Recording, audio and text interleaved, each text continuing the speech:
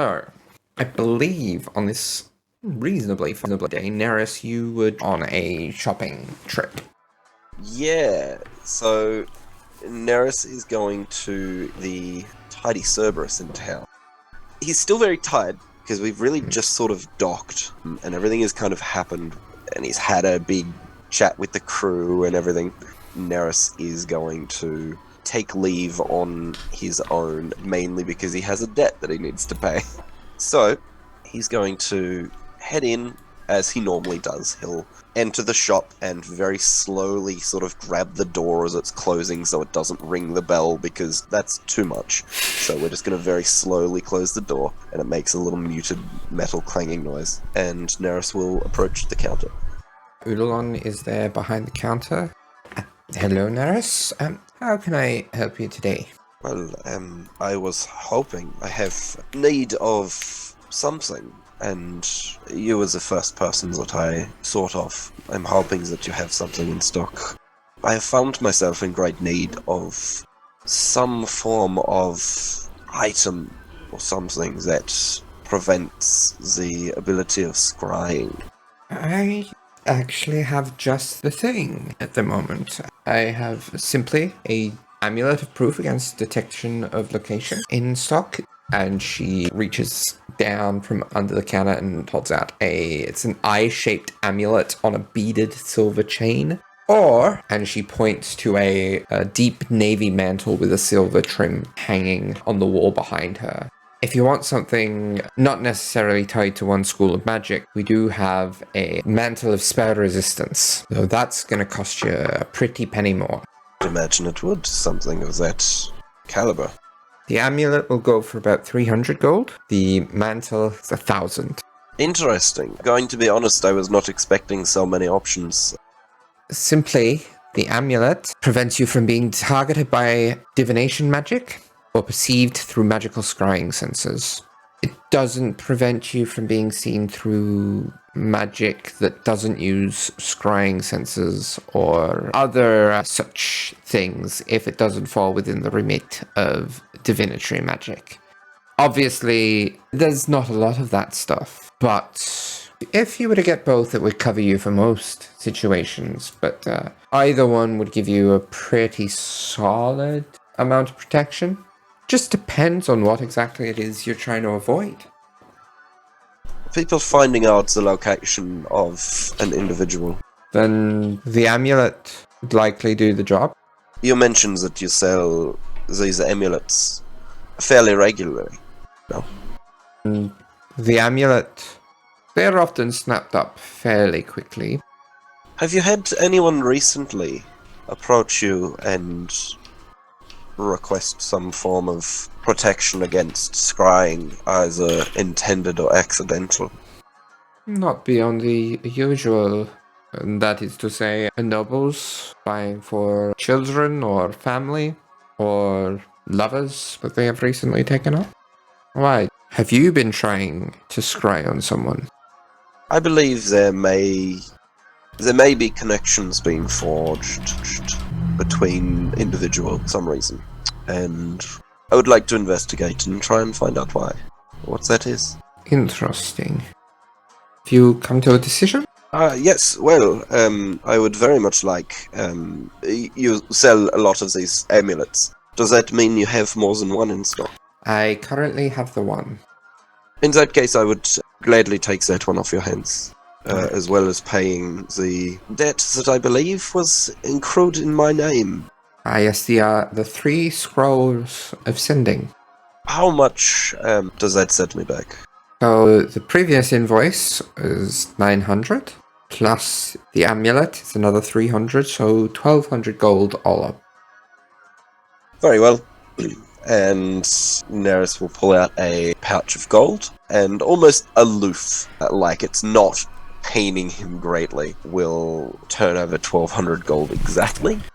Thank you. And she hands you the amulet in return. Well, thank you very much for your time. It has been a pleasure doing business with you, as always. And I you, as always. And Nerys will flash the little grin that he gives only to 𝗖𝗔𝗦𝗧 and, like, a couple of other members and will walk out the door and return to the safety and confinement of the Polaris. Right, so Nerys, you make your way back to the Polaris after your shopping trip.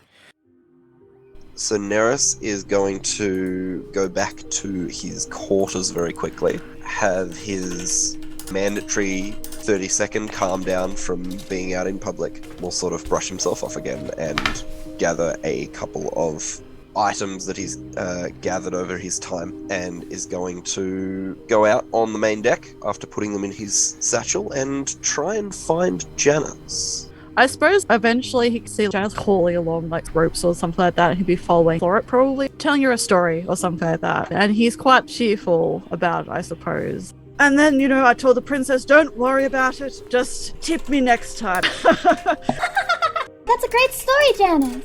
Janus just stops and turns and just smiles down at Flora, who is like this tiny cat folk with densely curled natural hair like bunched up, and then a big orange scarf and mercenary gear. She's very small compared to Janus, but he just grins back down at her, and it looks very much like before. It's like, well, always good to have a wonderful ear to listen. Thank you very much for it. Well, I've got 2 of them. Right you are. It is good to be back. It's good to have you back. Oh, hi, Captain. How are we all settling in here? Sounds like there wasn't too much trouble fighting-wise while I was gone. Between that, I'm quite glad that the Polaris is in such good shape. Florette, I have mentioned before, you can be at ease if you wish. She just keeps saluting repeatedly. Yep, so Florette stops saluting and then doesn't know what to do with her hands, and then just kind of clasps them behind her back, and then just kind of looks up at Janus. Right, well, do you have need of your bosun immediately, or might I borrow him? Oh, me. We can take it from here. And he looks at her with the heavy rope he's been carrying and just awkwardly leans it up against the side of the railing, like, well, good luck with that. Aye. And she salutes again. He salutes back to her, and then he straightens up and looks down at Nerys and just nods. Quartermaster? Captain? Either will work, but I will also just respond with Nerys. Would you mind following me for a moment? I have some business that I need to attend to, and I would like to, what is the expression? Throw 2 stones with 1 bird. That's close enough. Certainly, we can do that. Well, and Nerys will begin to sort of just walk up to the front of the ship, the bow. So Nerys will walk down and sort of look out to the ocean. You have not slept. Is it that obvious? It's like stands just like a little bit quietly just behind where Nerys is standing. It is important that someone in a role as beneficial as yours, that you are well rested. You can probably understand it is a little bit difficult to have sound rest at a time like this, when anything could happen. No, I completely understand. That is why I am not chastising you, as I have done the same. You also have not slept. No, I have been thinking. He was standing behind him, he like steps forward to stand beside him and kind of just leans an arm on one of the railings. Thinking? A great many things. Being quartermaster, my duty of care is to the crew, and ensuring that their needs are met, to be the voice of the people. Yes, you are at this point overtaxed with burden. I don't mean that you can't handle it, just that it would be difficult to adapt to 2 roles at once. That's my assumption anyway, of course. I've never been in either position. Perhaps you will get the chance one day. His mouth curls into another grin. I hope so. But in order to get to someday, you have to first get through today. And while I do not know what is going on inside your mind, I have a rough idea on what is keeping you up, as it may be one of the things that is also keeping me up. That would be the safety of the ship and her crew. The entirety of her crew. Janus again has one of that strange, kind of hard to read sort of look on his face, where like his eyes are a little bit glazed over, but it's difficult to tell because he doesn't have normal pupils. He has like the white pupils, but he just looks at you quite seriously. You have undertaken a great risk to allow me to stay here. I am quite surprised we have not had a visit thus far. I would not expect a visit in the last 3 days. They would need time to prepare, recover, and form a plan, for they believe they have all the time in the world. Perhaps they do. Perhaps they don't. And Nerys is going to reach into his satchel and pull out a closed fist, and he will sort of look at the chain that's kind of dangling down from inside the fist, and he'll just kind of squeeze it a little bit, almost like he's thinking about his choices, before he will slowly open up the hand and offer it out to Janus. Janus watches him very keenly, but then he reaches out and will take whatever Nerys is offering him. So this is an amulet. It is dark steel, and it has this eye in the center of it. And as he's looking at it, Nerys says, I am offering this to you as the captain of the Polaris. I believe I understand the methods that the Sin Seekers are using to locate you. And if I am correct, this will stop that. And he looks over, hands tremoring a little bit, which you can probably surmise is less, it just tremors sometimes, and more like he's not purposely focusing on hiding that as he looks over the amulet. And then he clenches his fist around it and then grins down at Nerys. Thank you. It will take some time for the item to accept you as its new owner. And until we find a different solution, you must not take it off. This is ingenious if you managed to find this so quickly. I thank you very much that you would choose to give it to me. I believe it is an investment in the safety of the Polaris and the security of its crew. I appreciate that very much, Captain Quartermaster. Nerys looks up at the sky and the sun, which is beginning to probably crest into the afternoon. There's more that I would like to discuss with you, but unfortunately I have a meeting in town. Would you care to accompany me? Janus also looks up at the sun for a moment and watches the clouds drift past while he looks back at Nerys. I would be delighted. Excellent. Well, you didn't have anything important that you need to do right now, do you? Because we are leaving. Oh, right now? Oh, he looks like momentarily flustered and then slips the pendant over his head and tucks it under his collar. He's probably not currently wearing all of his armor or anything like that. He's just wearing the underclothes for that. We're leaving right now. All right. Lead the way. Perfect. And Nerys will walk off the ship and begin slowly wandering through town. Okay, so Nerys, you are making your way with Janus in tow towards the headquarters of the heads of the Hydra. So Nerys is leading Janus through town. Probably, we're not going the most direct way, we're taking the most populated route. So there are a lot of people, which is a plus and a minus. But this is what Nerys has decided to do in this current moment. And we're walking through, and Nerys is having sort of a general conversation about the town, and would probably be asking, so, this is a long walk, so I would like to have some form of polite conversation, so that we are not just two people walking. I had a look at your shore leave application, and it dawned on me you have not had one in a while. Oh, yes, well, he knows for a moment his hands tremor and then he just puts them behind his back.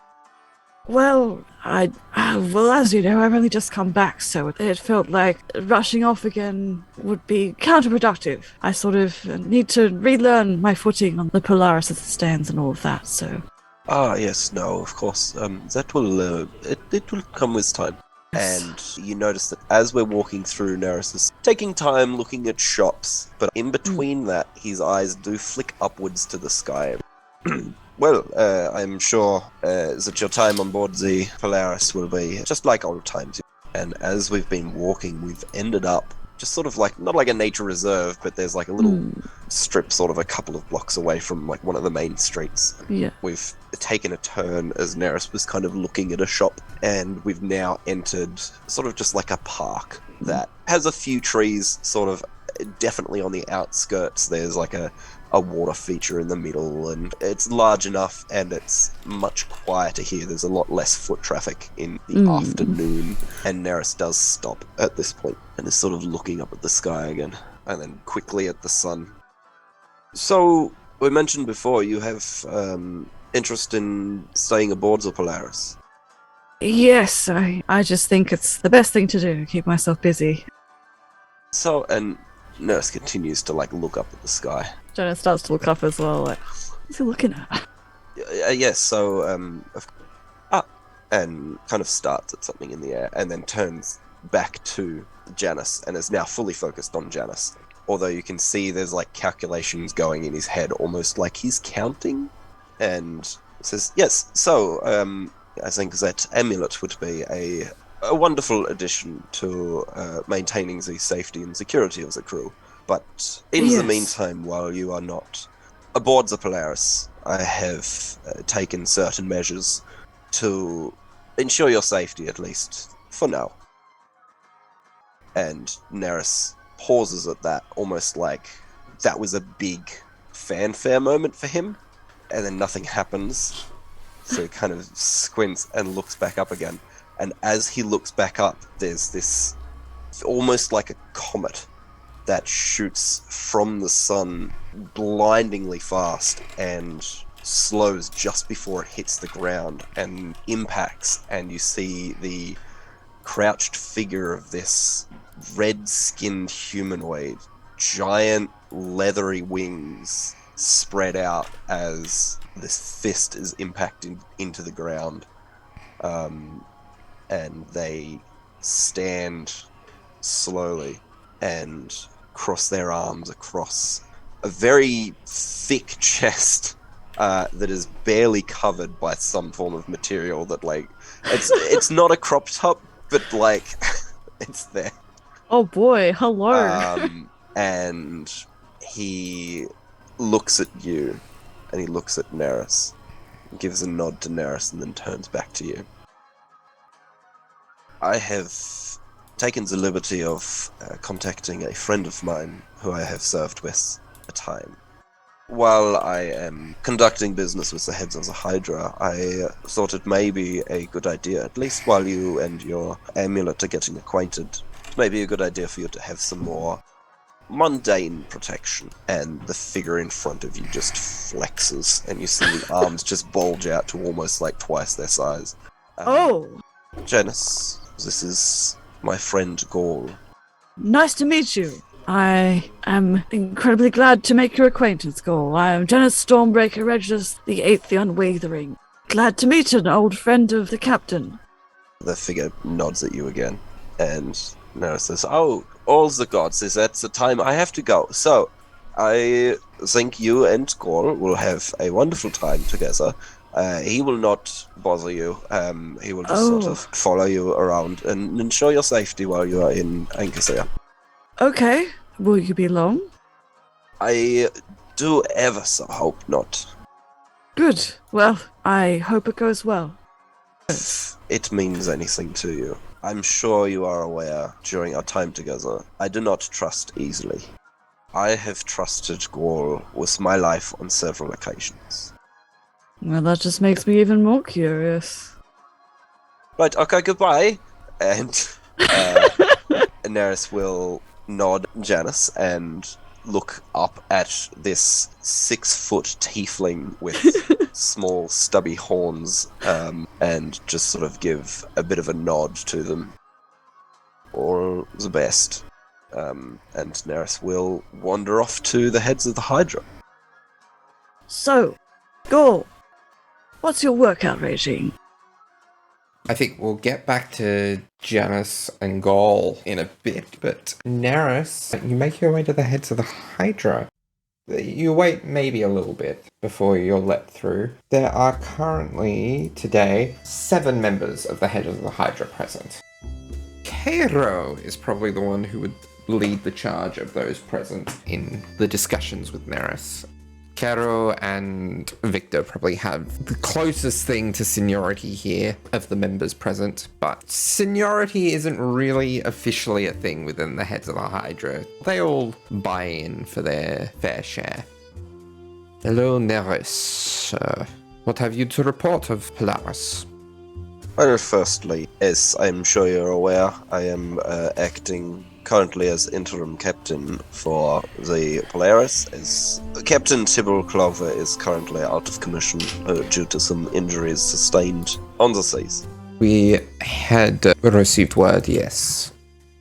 Perfect. Well, the Polaris set out as the terms of our contract requested. We travelled to the location, we made contact with the individuals that produced the contract to the heads of the Hydra in the first place, identified the item in question, and then set out to obtain the item requested and returned it to their rightful owners.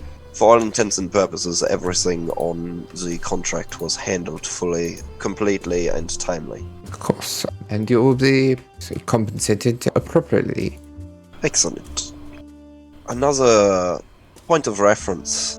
While our captain is currently unable to perform his duties, and I am acting in his stead, unless expressly requested by yourselves, I would ask that the Polaris remain docked here at Ancathair for at least a period of 7 days.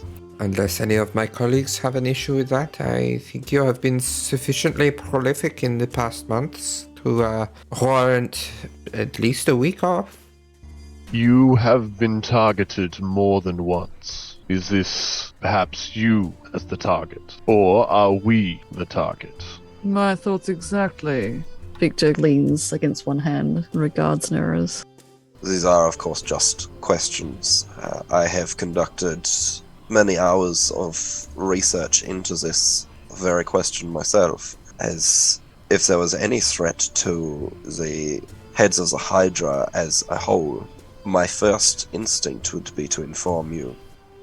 However, everything that I have uncovered so far has pointed to a much smaller plot that seems to be targeting an individual or information that one individual has possession of. I, of course, have dealt with this issue myself, and it will not be a problem anymore. Zara steeples her long green fingers, just very quietly leans over to the giant kin next to her. Dealing with personal issues on company time, I see. It should be common knowledge that we do have a reputation, and we uphold it well. We cannot be too harsh when those personal issues force themselves upon them. If I may allay some concerns, it is a small fact, but still a fact. We were still traveling back to Ancathair, so we technically did not lose any time. A diplomatic answer, would you not say, Victor? A politician of a sort, no? Well, I suppose it's not too bad. Sounds like the job was done well. It's just always interesting to hear the details of everything. Amazing as the details clarify the broader strokes. I only aim to provide the information that I have to you. I am only acting as a conduit for the captain, unfortunately, at this time. However, I am trying to do as best I can to serve the heads of the Hydra, as I always have. Your efforts are acknowledged, and there is great merit behind what you say. We all pray for Captain Clover's quick recovery. Yet, I have but one concern. You say the problem has been dealt with. Should we expect any further occurrences? We have invested many funds into the Polaris. This is merely in terms of return on investments. A just question, my lord. While I am not certain regarding the future, my divination experience has only told me so much. I believe I have, to the best of my ability, acted in such a manner that will prevent further incursions. I will, of course, not rest on my laurels in this regard. If there is anything that I can learn about future-proofing the Polaris, I will do everything I can to protect that. I understand that there is a sizable investment placed into the Polaris, and I intend, as I always have, to repay that back to you many times over. I do not intend to have something as trivial as this get in the way. Nerys, you have an ironclad determination, a promising trait. Admirable. Indeed. You honor me with your words. I only intend to serve. Well, you have given us much to ponder on. I do agree with my comrade Gorik. You have an ironclad determination. It is clear in everything you have said and everything you do that you care about the Polaris. It is in safe hands. I will say, on a less official note, I have been speaking with your friend and mine, Eldrin Forbre, and he wishes to pick your brains on some matters, if you desire to speak with him while you are in the city. I thank you for relaying a message. Other than that, all I can recommend is take a perusal of what jobs are currently on offer, and consider what tasks are at hand and what you believe you will be capable as a crew of undertaking once you are back in operation. Of course. Of course, this means when you submit your report of the mission, do not forget to submit the independent inventory search. Depending on the funds, we may be willing to replace anything that is gone. That is most generous. I will have an inventory sent through. Do you require anything else from me, Lord? As always, we will send for you if you require anything. At this point, I am satisfied. I would like to speak with Captain Clover when they are recovered. Of course, I will see to it that as soon as Captain Clover is fit for duty, that is the first on his agenda.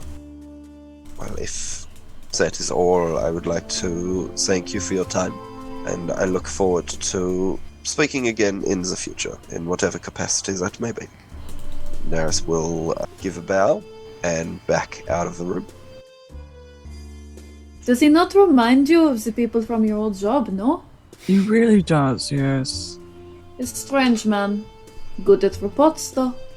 Exceptionally well, that reports. He you feels the ever- shoes well. Maybe with him as interim captain, all of their paperwork will be color-coded and not just the inventories. He might be a good choice for that project Eldrin had in mind. I do think Nerys would be a good fit. Do you think he would want to leave the Polaris after that sort of report? He did Helping say people. he merely wishes to serve. Perhaps that was one of his diplomatic sways, or perhaps he puts great weight behind that. I think there are ways that he can be swayed. Alright, so back with Janus and Gaul.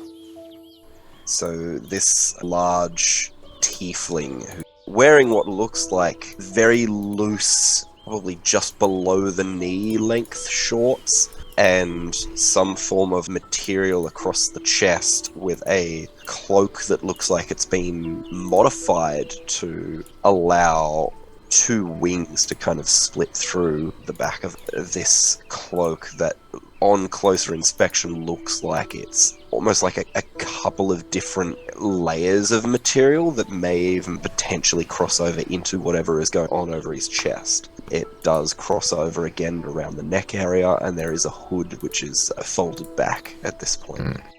And this figure looks across at you, just arms crossed, but hands sort of underneath the armpits to just kind of like bulk himself out a little bit more as he surveys the area. Janus puts his hands on his hips and also self-consciously tries to puff himself up a bit more. Well, again, nice to meet you, Gaul. Gaul continues to look and looks sort of behind him at where Nerys is walking away. And then as soon as Nerys is out of earshot, he just like, whoo, and slumps, loses like maybe 4 or 5 inches or so off his height. Just kind of cracks his neck a little bit and goes, oh, he's lovely, but he's just like a lot, you know? Very just like focused. Yes! That's great for him. It's a lot to deal with. Yeah? No, true. Does he know you speak? Oh no, I talk all the time. I used to talk a lot when I was with him, and then he's like, you need to be more professional and so, imposing. I see. yes, see. well, you know, I've got the Interesting. muscles, I may as well use them, I guess, but like, I can use them, it's just like, why make a show of it, you know? I understand, absolutely. You know, there's so much more to me than my huge muscles. You know. We're deep people. People will look at, I'm assuming, yourself and me, and they see the hulking figures, the muscles, the rippling, that's it. like the wind going through, but we have Absolutely, depth, yes. and people just don't see that. Precisely. No, I'm so glad you understand. We are clearly, you know, same experiences. This is excellent. Nerys said you knew him before. Yes, well, we have bumped into each other on occasion. We surfed for a little bit on the Ancathair together. Ancoria. Oh, yes. Yes, it was many years ago. I was very young, but you know, it was all fun and games. Just a little merchant caravan, just sort of gallivanting across the seas. It might have been my first posting, actually. Hi, lovely to meet you. I know very little about you. Nerys messaged me a couple of days ago asking me to just sort of keep an eye on someone, and here we are. That's me. I see. Yes. Apparently, well, I mean, unless there's someone else. That is sounds judgment by Nerys, I suppose. He did mention that you were sort of like going through stuff. I didn't obviously pry because, well, one, Nerys is very, very private. Yes, and he two, is. it was a letter. And I was hoping to, you know, have a chat with my old buddy. But he's just sort of here and then gone again. He's very busy. Is he just like that with everyone then? Oh, very much so. He's I almost saw a Interesting. crack of a smile just then, but might have just been wind. Well, who can ever tell with Nerys, I suppose? He's very good at what he does. And Yes. he's a I good wonder. man. He's just got a lot in his brain. I've tried to sort of help him. One of my skills is I talk to people, not like a professional, you know, let's find information. I just like talking to people. You learn a lot, and people get a lot from talking and listening and just sort of sharing. I'm quite fond of telling stories myself, and I do enjoy speaking with people. It's a good way to learn so much about someone. I mean, I suppose. I don't really talk to learn anything about them. I just talk to people because sometimes it makes those people happy. That is also a very fine reason to talk to someone. So Ancoria was at the ship. What was Nerys doing aboard there? Well, I think he was very, you know how incredibly open he is. He was on board conducting some sort of research at the time. I don't know if he was looking for something or trying to find something. He gave me the impression that he was just sort of there, spending a lot of money, just sort of getting the lay of the land, if you will. What about you? What are you doing? Oh. Why are you here? Well, I mean, I have been the bosun and the master at arms for the Polaris for some time, nearly 5 years, actually, which is the ship Nerys is currently on, if he hasn't had the time to tell you that. And I spent a lot of time sailing over the years, many, many years. And I suppose some things happened, and I've been away for a little while, but I'm back now, so just sort of trying to find my way about the ship again. But yes, that's my sort of experience. I'm definitely not a book person like Nerys is. I'm a hitting things person. I suppose. feel you. No. Yes, no, very much so. These aren't for show. Yes, absolutely. I assume not. Yes. If you don't mind me asking, why the contention? You said you are but was the bosun. I kind of guess that he's been getting around Nerys a lot, where he just playing through for a bit for a moment and just shrugs. Oh, I was left for a short while, I suppose. I was taken, so to speak, from the ship. But it's fine, I'm back now, so I suppose some of my past caught up with me, or my present. But yes, I was gone for a time. And this was fairly recent? Yes, I returned 3 days ago. And you're back working already? Well, idle hands and all that. It's the best thing to get right back into it. Wouldn't you agree? I mean, you're the same sort as I, clearly. What's better than throwing yourself headfirst back into things? Incredibly resilient of you, but you should always take time for yourself. Especially if you've been through something like that. Well, there's a lot to be done with the Polaris and everything. Everything's in disarray with the captain and all that, so we'll need to make up for lost time. Lost time? You need to make up for lost time for yourself. And if the captain's not performing their duties adequately, that's not your responsibility.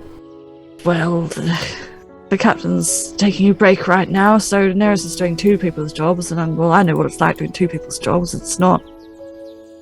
Everyone's got to work a little bit harder now, that's all. And it's just easier to focus on what I can do now. Keep looking towards the horizon. Make back what's been lost with my time away. Well, I don't know everything that you've gone through, but I'm assuming that it wasn't a good experience in any way. No. Do you know when you're lifting weights? Yes. And you get to a point and you've got a really good pump going. And it feels great. Really feeling, yes. You've just hit like a personal best in weight and you're on top of the world. And then you stop because your muscles are hurting and you can't possibly do any more. And then you let your muscles rest. Because if you keep pushing, your muscles will break and they won't be able to do that job anymore. I suppose I have made a habit of pushing further than I need to sometimes. But that's what has kept the Polaris safe for a long time. I'm pretty good at going past the normal limits of the average workout.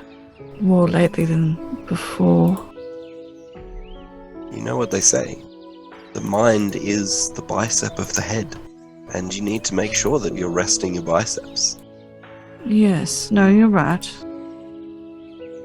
I know that I'm a stranger and I look like this, so, angry demons and devils and killing with a pitchfork and fire wouldn't work, but that's fine. But, I know the importance of talking to people, and while I know that in my past, when I was going through a period where I kept going when I shouldn't, people reached out to me, and I stopped and I listened, and they helped me understand, not by telling me what to do, but by allowing me to tell myself. Oh, I see. So, you know what's best for yourself, but in order to tell yourself that, you need to let your bicep rest. Janus has been looking both like he's trying to listen very patiently, and also like he's been trying to gauge what his intention has been. But he does just quirk and a smile instead. And he nods. I see, yes. No, that is a fair point. You would get along very well with one of our crew members, I think. He's crocodile-y, fishy, I'm not too sure, but similar kind of mindset. Love to meet them, but I mean, still technically on the clock. Yes, no, that's fair. Hopefully Meredith's meeting is going well. Well, I'm sure it's going well. I mean, he's in a room full of politicians and his favourite thing is talking. So hopefully everyone else is going well. Bored them to death or something. He's not that boring. No, he's wonderful. He's just sometimes a little bit too clever. And he puts himself in a situation that's very dangerous because he wants to prove himself right. I'm sure he's gotten better. I'm sure he doesn't do that anymore, but he used to when he was younger. I would be very curious about that, although I won't pry into his privacy. Perhaps I'll get him to tell me himself sometime. Well, ask him what happened to his nose. His nose, okay. Yes. Excellent. Will he punch me in return? I don't think he could. No, that's probably quite true. His hand would probably crumble. I will have a think on that. I suppose rest is good sometimes. We do have time now to do so. I mean, the only person that can tell you what to do is yourself. You're very true. Well, myself and my wife, of course, but that's a mutual bossing around. So have I told you about my wife, actually, my wonderful Anna? I've got 6 children, actually. Well, 5. 6 on the way. Tell me everything. Yeah. So, she has beautiful, long, dark brown hair. She's the love of my life. We got married when we were... And for reference, Gaul listens enraptured the entire time. So, Alton, Fishman, you find yourself in the streets of Ancathair. Fishman, you have been dragged along into town by Alton. Alton, you initially wanted to go into a few different shops to try to find scrap metals and the like other components for a device of sorts that you're trying to fashion for the, as I understand, long-term care of the captain. Once he is ready to return to light duties aboard the ship, at the very least. And with that, the various components probably cost you around 100 gold. Yeah, so I guess Alton would just be kind of be loaded up with bags of scrap metal and stuff. I can help with that if you want. He does his usual suspicious look to try to gauge Fishman's intentions. Yeah, right. Thank you, actually. Now we look like some of the fancy folks, parading around, showing off their magic. The wealthy people back in Tavamar, they would, put extra illusion effects on them to make them, sparkle or glow or change colours and such. Odd little things. You seem to associate magic with high class. Well, I mean, certain kinds of magic. I mean, those are the people that can afford the training or the components. I do see your point, but I believe those people who would do something such as make their buildings sparkly and such, they most likely hire people to cast the spells for them, not even getting their hands dirty. And that's a good bit of living for the people that they hire, I suppose. It is fair. And it is a job some people are paid to create teleportation circles every single day until it becomes a permanent solution. Yes, I've heard of that. It does tend to help people.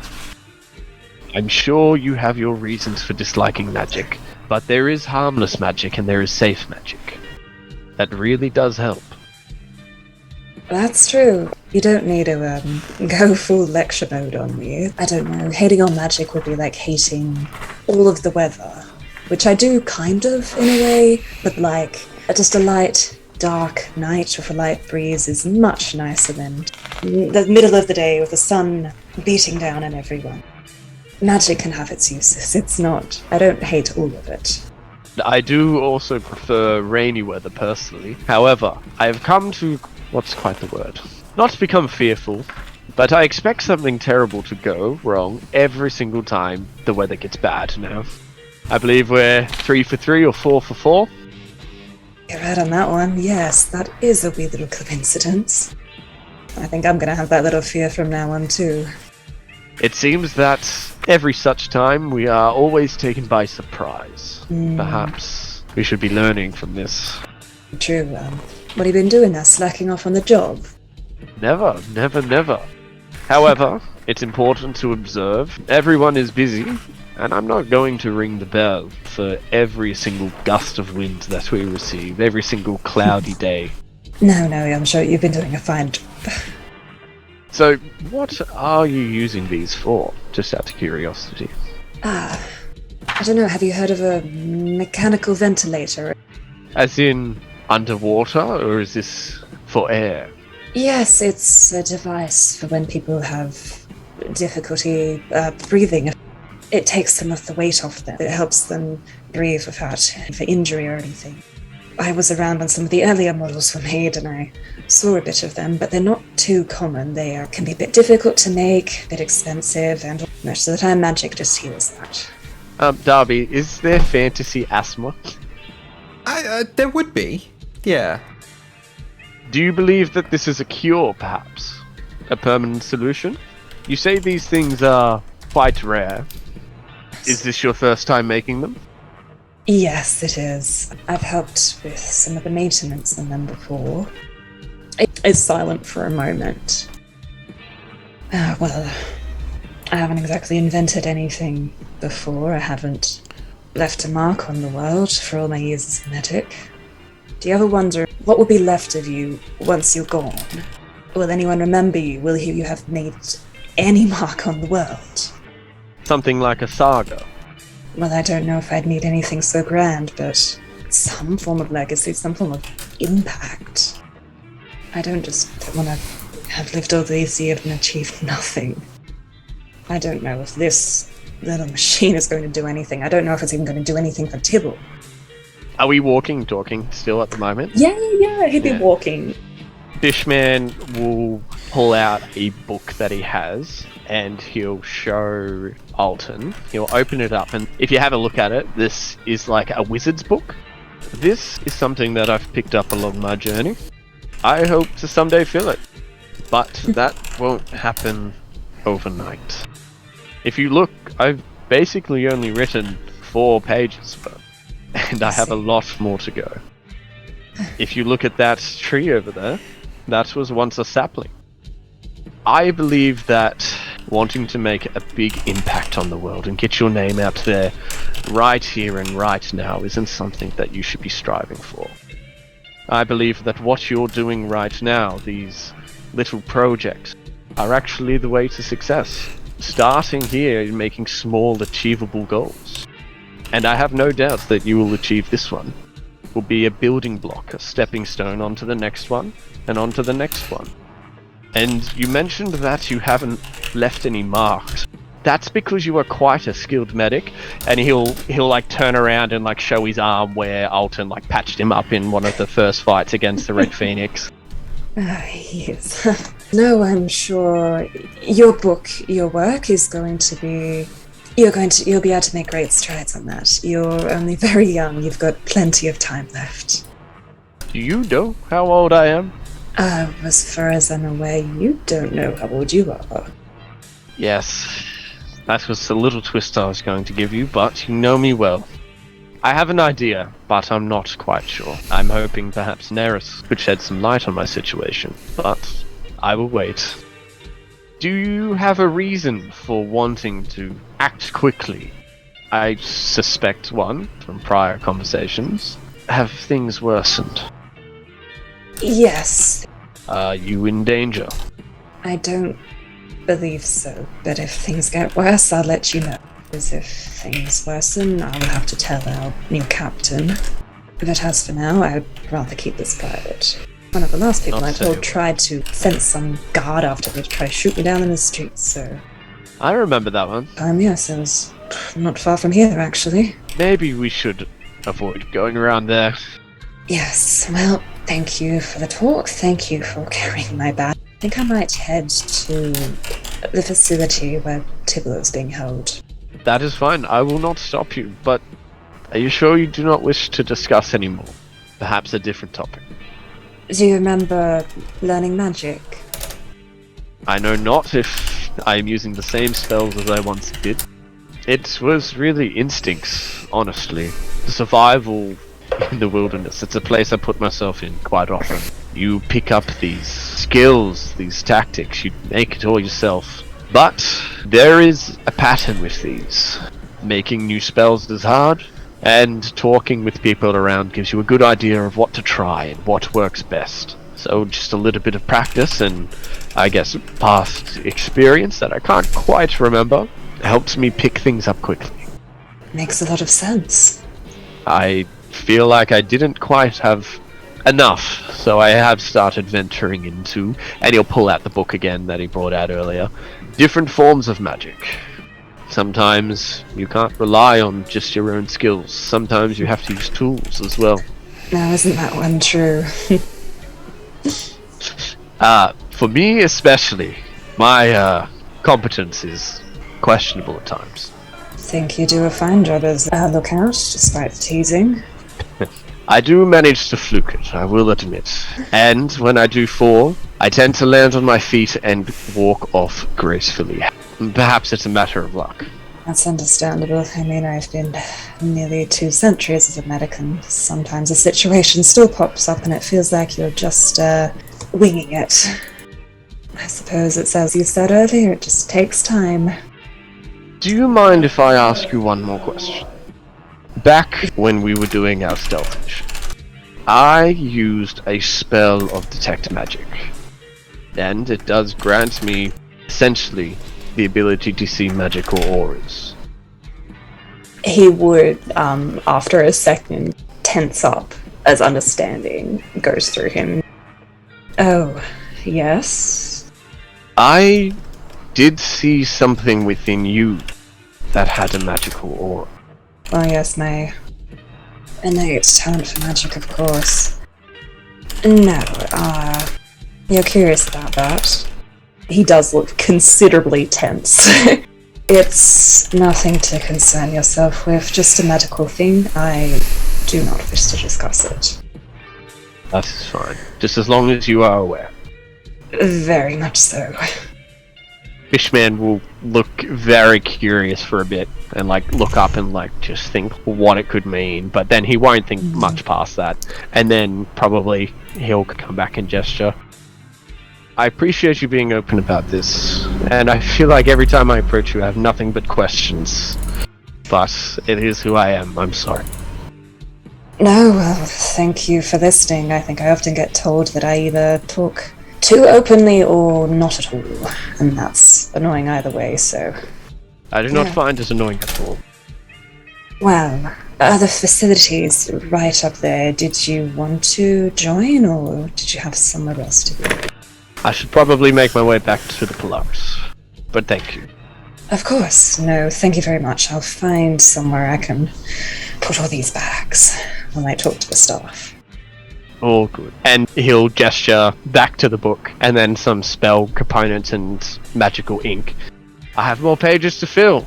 Day by day, perhaps I'll get there. As he walks away backwards and puts everything back into his possession and makes his way back to the Polaris. Okay. Obviously helping put the bags back as well. Janus and Gaul, you are continuing your conversation in the streets of Ancathair. And that's why I'm thinking of Hydra as the name for number 6. Oh, I think that's a wonderful name. I think you should definitely go for it. Yes, no, so, yes, wonderful family. But of course, if I told you where they lived, I'd have to kill you. Oh. So, do you make your way to Ancathair often? Fairly often, no, since I've been with the Polaris. It is our main port of call, as I'm sure Nerys has told you. Any things to do? Are you a local? Did you sail all the way over here at the immediate behest of our good friend, the quartermaster? Oh no, I've not sailed for some time. I'd like to get back out into the ocean sometime, but duty calls here. More of a well, I guess I'm similar to the Polaris, except I'm more land-based. I take up odd jobs and do what needs to be done. I'm doing a sort of a guarding contract at the moment. Not with you, I've got an afternoon off, obviously. There's a little bit of construction happening just around the docks, so I need people to keep an eye out for any rapscallions who are trying to steal any tools or something or other. So, of course. A bit of hard muscle work. There's always a worthwhile bit of coin to that. It is very important work, but, it does get a little bit tiresome. I'd like to get out and do something a little bit more varying again at some stage, and perhaps I will when this contract ends, but... Of course, well, cracking skulls can only take you so far. Well, I try and avoid that as much as possible. Nothing can be solved easier than with just a polite conversation.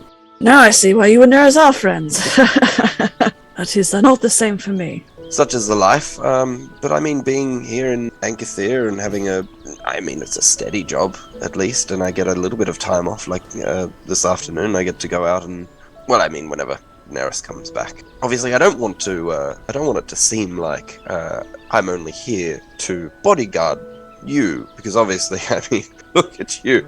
You don't need bodyguarding. I'm just here. Oh, of course not. No. Well, mostly pretty good at taking care of myself. Well, I mean, you definitely look the sort. I mean, you've got the muscles. The muscles, yes. The physique. Yes, Oh, you're absolutely. correct. You seem like the sort of person that would, well, win any sort of conversation, if you will. There's thugs who like to fight, and get scrap and all that sort of stuff. And then there's what I like to call an apex predator, and that's my sort of thing. And it gives him another big shark tooth grin. There is a grin in return, but there's like a brightness to his eyes, as if he seems to be genuinely enjoying the conversation. He says, well, I mean, if you're, I don't know how much you'll get to do here in Ancathair. There's, just sort of wanton fighting is usually frowned upon, well, in most areas. But I mean, if you're free tonight, I mean, I'm down at the fighting pits on the dock. I haven't been there in years. Oh, I'm a regular there. I know, I'll have to see what I'll be doing, of course, but yes, perhaps that'll be a good idea.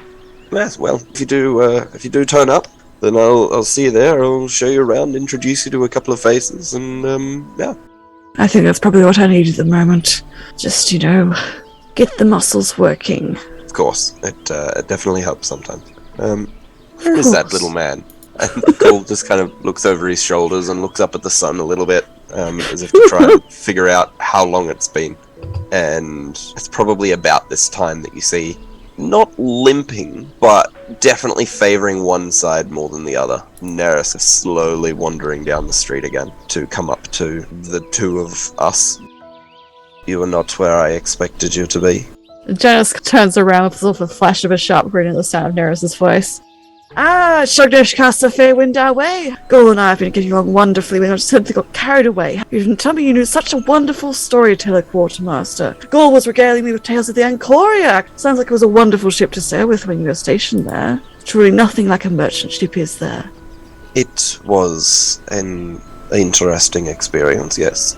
And it should be noted, at this point, as Nerys approaches the group, Gol does straighten himself up a little bit, kind of puff his muscles out just a touch, and looks down at Nerys, almost in a deferring manner.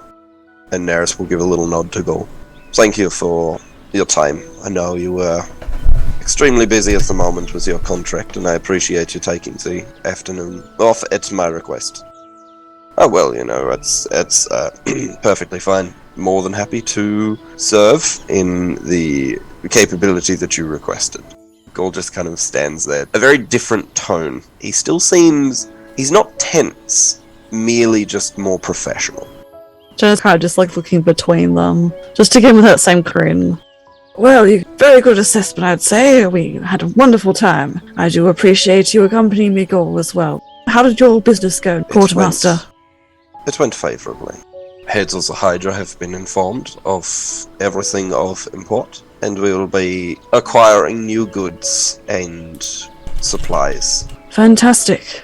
Again, Gol, I appreciate your keeping me company while Nerys, the Quartermaster, interim captain, is doing his business.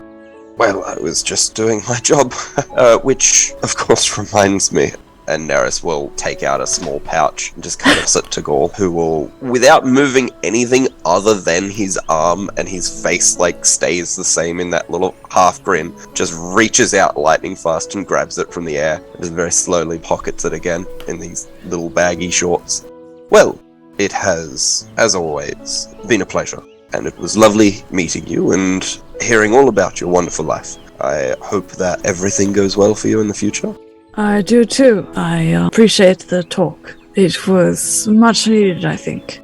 Perhaps I shall see you tonight. And he winks at Gol. And his little professional face cracks a little bit as almost like a childlike excitement flashes across his eyes. We'll see what happens. I will be there regardless, and I'm sure that if you get a chance later on down the track, I'm sure we can make any form of arrangements necessary as well. Of course, yes. We shall see. I believe we're to be docked here for some time still. Well, perfect. I might run into you again then. Well, thank you both, and I can sense I'm no longer required, so... Oh. Bye! And flicks out his wings, flaps up, and takes off into the air. Oh, wow. He just like grins as he flies back and then he snaps his attention back to Nerys. Interesting fellow. He has had a lot of life experience. He is very good at protecting people. Sounds like you have had a fair bit of life experience too yourself. How do you mean? Oh, well, just had a couple of things to say about you too. Sounds like you were good friends. We suited each other's purposes. Of course. And that is the definition of friendship, really. Being comfortable simpatico with someone. I don't think I was ever comfortable in his presence. Ah, well. You said you were looking for something when you were on board the ship, actually. That was many years ago, and... Of course, I would not want to pry. Well, I mean, you don't really have much of a choice, seeing as someone has just told you everything about myself, but that's fine. No, don't worry about that. It wasn't that much, although, I mean, we could have been talking about anything. You were in that meeting for a long time. Political meetings do take some time. I Indeed. apologize if I kept you waiting. It's no trouble to me. We just missed your company, that's all. Nerys is squinting harder and harder at almost every single thing that Janus is saying. It has been some time since I have had sound rest. I am probably sounding a bit ridiculous. Was there much else you wish to do in Ancathair? I try to avoid being off-ship as much as possible. I find the Polaris, or whatever vessel I serve on, I know everything about it. It is... Comfortable? Comforting. safe. I understand that. Sort of like your room or something. That's the place where you know where everything is, and everything's there for a certain purpose. And that's where you can just be yourself. I would like to understand that with your absence, the captain made the decision to promote your two assistants, and they unfortunately needed a place to stay. Fishman informed me, and Florett and Tim told me all about it too. They were very excited about the honor of filling my shoes for a while, apparently. They were big shoes to fill. Whilst I'm not sure what I can do in the short period of time before the sun sets tonight, I would very much like to ensure that you have at least somewhere to rest your head for tonight while we sort out a more permanent solution. It is a difficult position that I am in. I do have certain powers, but as interim captain, I cannot necessarily demote somebody. It is understandable. It is only an interim position for now, after all. With any luck, a captain will be back up to fighting health in no time, and your acquisition of your previous positions will be, I'm sure, his first priority. Well, we'll have to see. I'm sure he'll have a great deal to catch up to the rest of the crew with. I know there's limited things you can do, but I appreciate the sentiment regardless. It is a good mark of a good leader, after all, to look out for all of his crew. Should we return to the Polaris? If you wish to. Would you mind if we've started walking at this point. Would you mind if I tried something while we were walking? What do you wish to try? I wish to attempt to see you. I'd normally tell you to buy me a drink first. In what way? That amulet you wear around your neck, it Yes. should prevent any form of magical detection or identification. Of I wish to course. see if it has taken effect, and if it is doing what it is intended to do. What would you like me to do? Walk on? Just continue to walk. And Nerys is going to sort of sift through his component pouch and pull out his magical tome, which is now sort of floating in front of him through aid of a mage hand. Just sort of there as a moving pedestal, as he's flicking through a few pages. And as all the components are ready, Nerys will say, "No, I want you to relax. This is not invasive magic. I'm not attempting to penetrate your mind. I'm just attempting to identify if it is working." Jazz does look a lot more tense, but it also looks like he's trying to shove that down. And Nerys is going to reach out a hand in the final component of this spell and place a hand on Janus's arm. and he's going to try and just cast Identify on Janus. Now, the wording of this is, if you touch a creature instead of an object, you learn what spells, if any, are currently affecting it. However, this is divination magic, so Nerys's hope here is not that we receive a negative response, it's that we get no response. Has Janus attuned to the... I would assume if he was just talking to Gaul and they weren't really doing anything huge, I would assume that would probably count as a short rest. Okay, in that case, yeah, there is no response on the spell. Reflexively, Nerys does feel Janus's arm flexes, almost like there's a great deal of effort that he's trying not to do that, but he has anyway. But he is calm and just looking like slightly to the side of where Nerys is. It's almost to you, Nerys, as if you're casting Identify and the spell is responding to you like, person? What person? Obviously not literally, but it's kind of the vibe. Excellent. So Nerys feels the magic leave his hand and enter this figure. And he waits, and there's no pulse of energy back. And Nerys will remove his hand.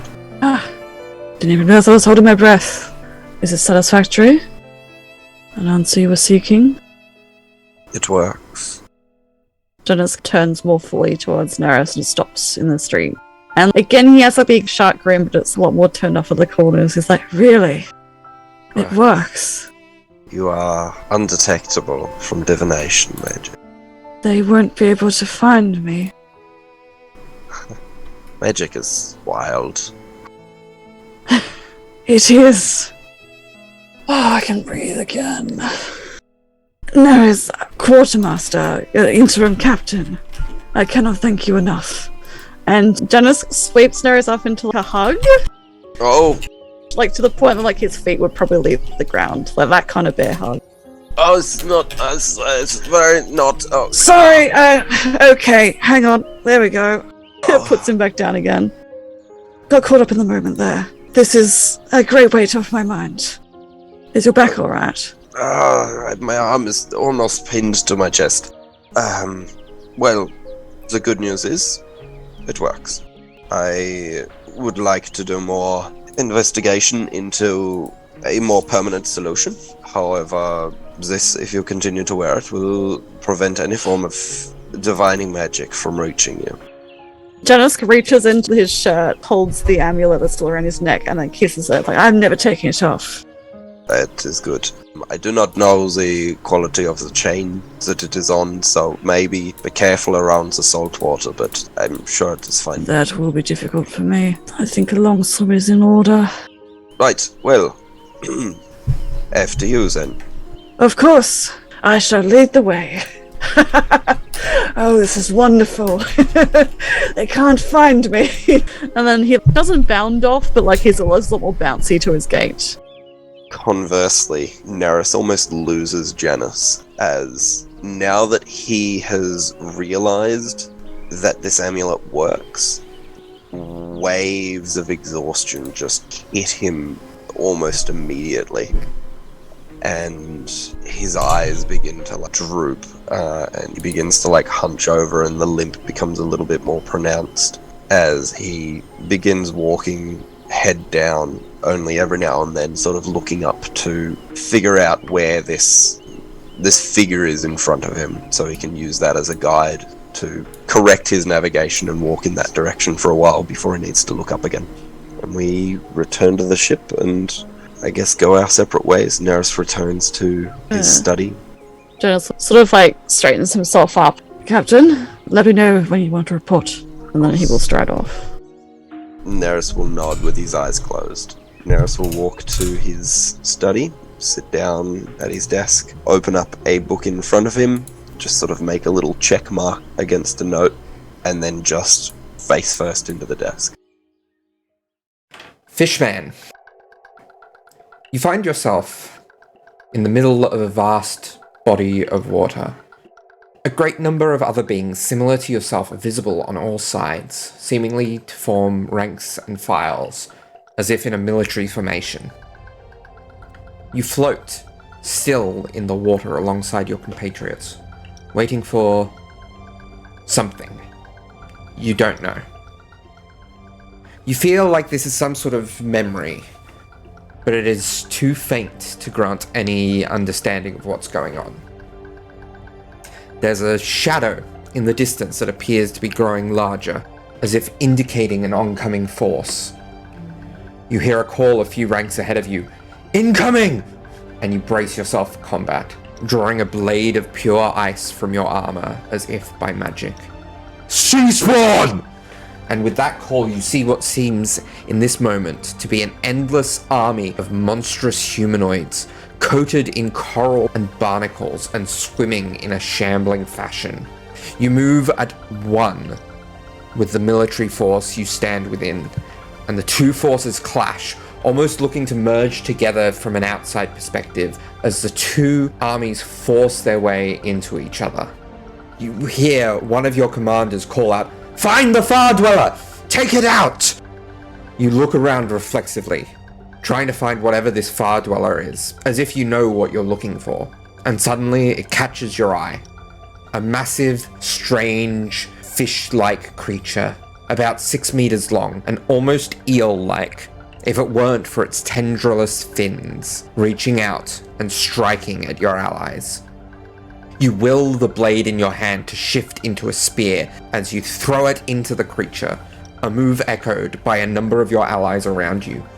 Some strike it and do damage, though a great deal seem to miss or bounce off.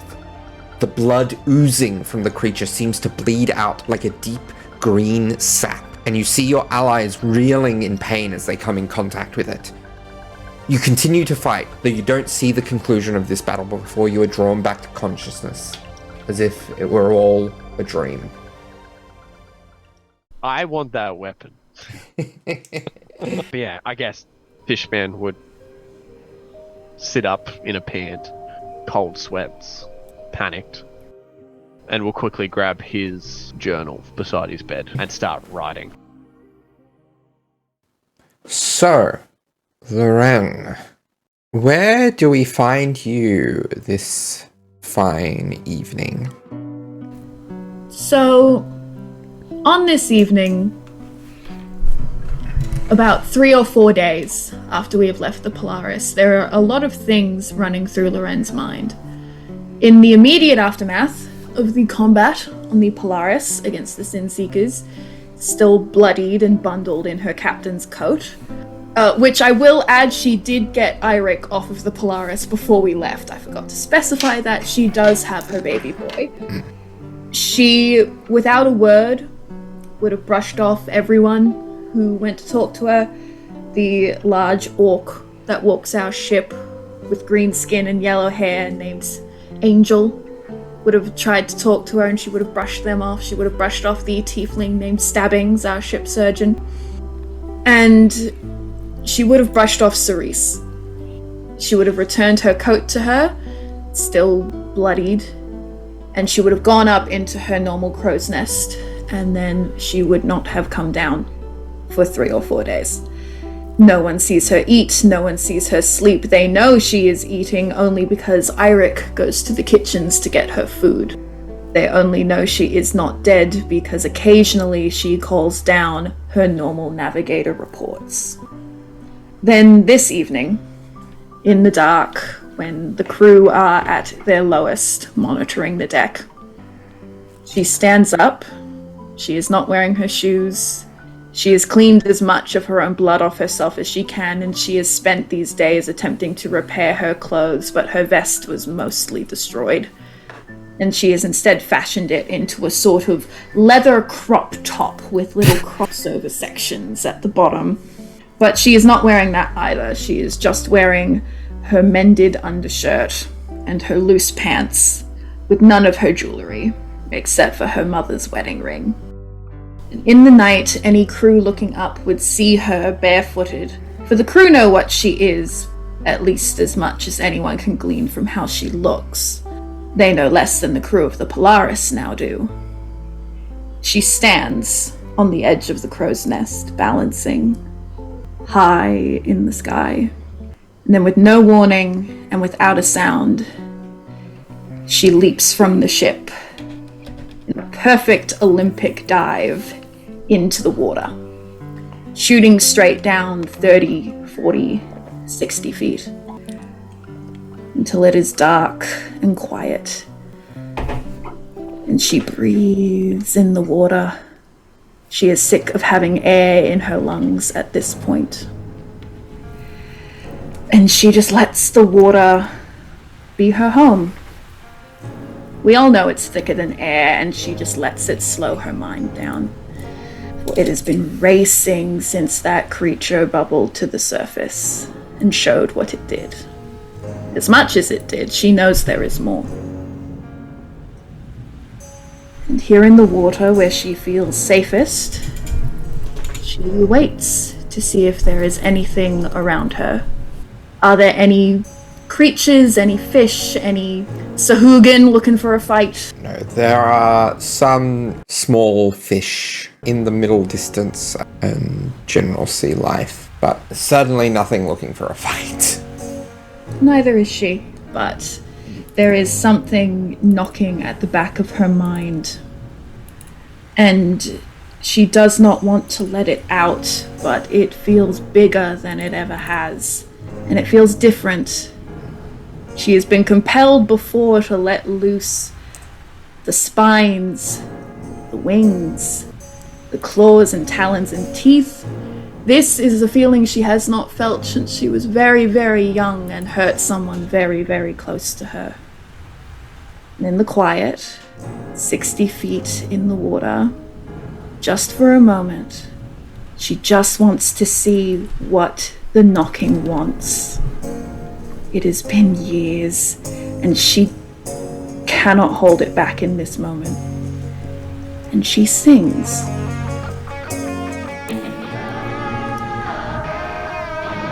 Just a few lines of wordless notes. Do any of the fish turn to look? One by one, the fish in the vicinity turn to look and slowly make their way towards you.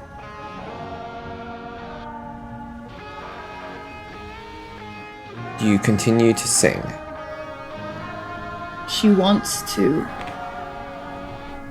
but she is not quite herself. She sings a little more. Roll me. 1d6? I think it might be yes. 4. 4. Okay.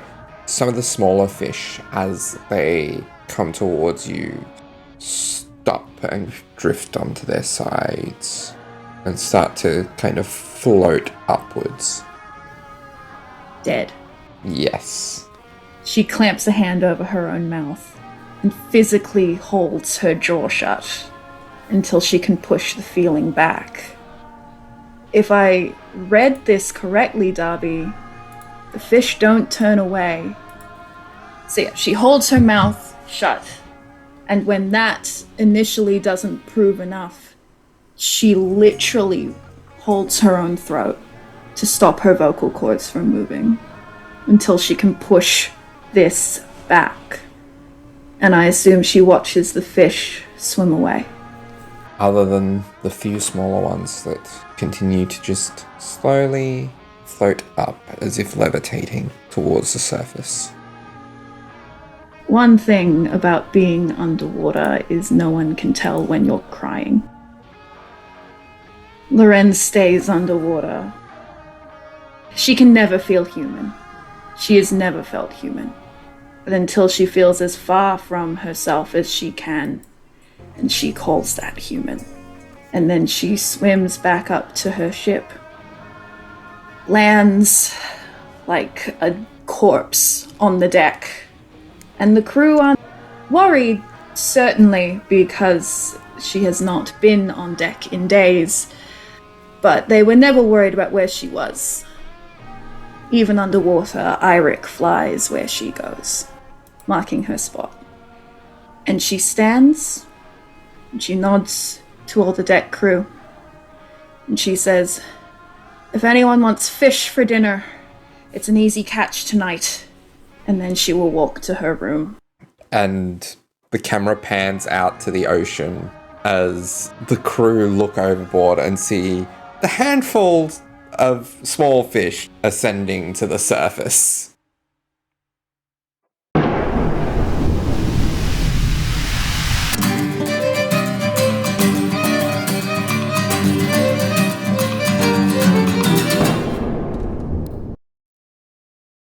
Nerys, after a long day of trying to find a solution, how do we find you? So, after the conversation with Janus and realizing that the amulet has, in essence, worked, Nerys has made his way back into his study, where he tried to make some notes on the day.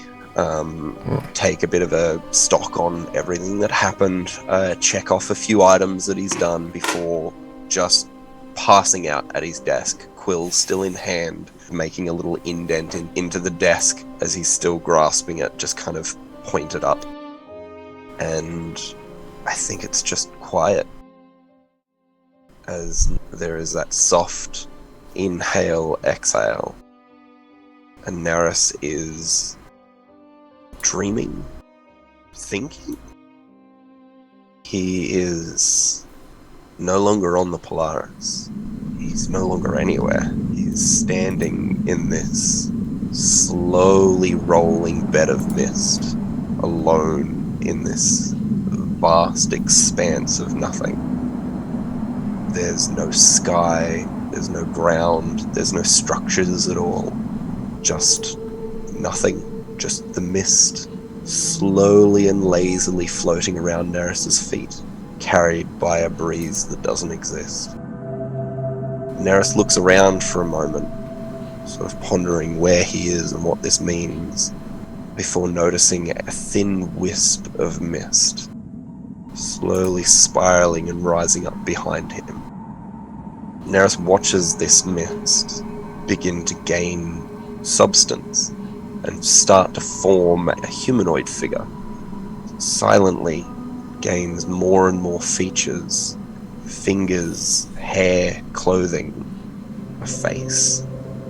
This figure in the mist, the newly formed body of 𝗖𝗔𝗦𝗧, that sin seeker that Nerys teleported to the bottom of the ocean a few days ago.